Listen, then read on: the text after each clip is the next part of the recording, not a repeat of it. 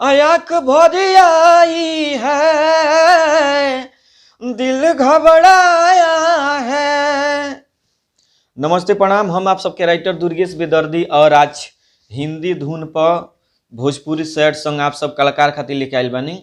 आप सबके मुखड़ा और अंतरा सुनाओ तनी तो आप सब नया म्यूजिक बनवा सकत तनी वही अनुसार से जौन अनुसार हम गाना लिखले बानी। तो आप सबके मुखड़ा सुनावे जा रहल बानी, सुनी कैसे बा। कैसे भुलाई हो वो हर जाई के है, कैसे भुलाई हो वो हर जाई के।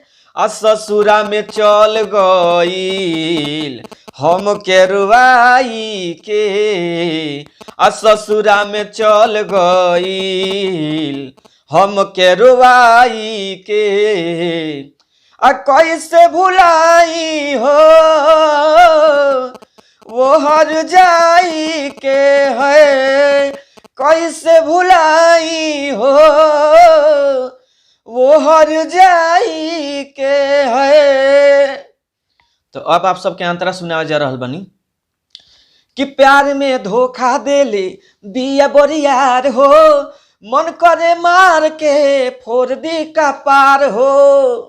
और प्यार में धोखा देले बिया बरियार हो, मन करे मार के फोड़ दी का पार हो।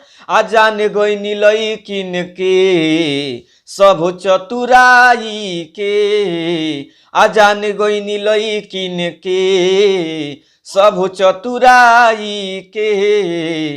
कैसे भुलाई हो वो हर जाई के है, कैसे भुलाई हो ओ हर जाई के।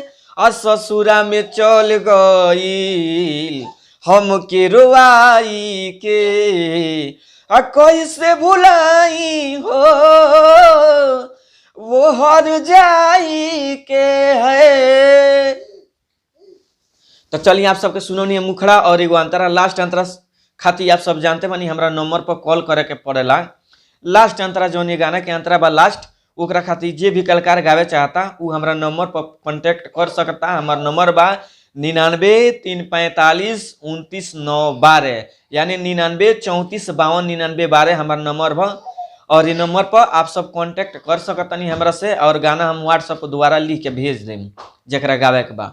और रह गई बात जो म्यूजिक बनवावे चाहता, पर्सनली में गाना लिखावे चाहता, पर्सनली में गाना लिखावे खातिर पैसा लागेला भैया, और म्यूजिक बनावे खातिर भी आप सब जानते बनी पैसा लगेला।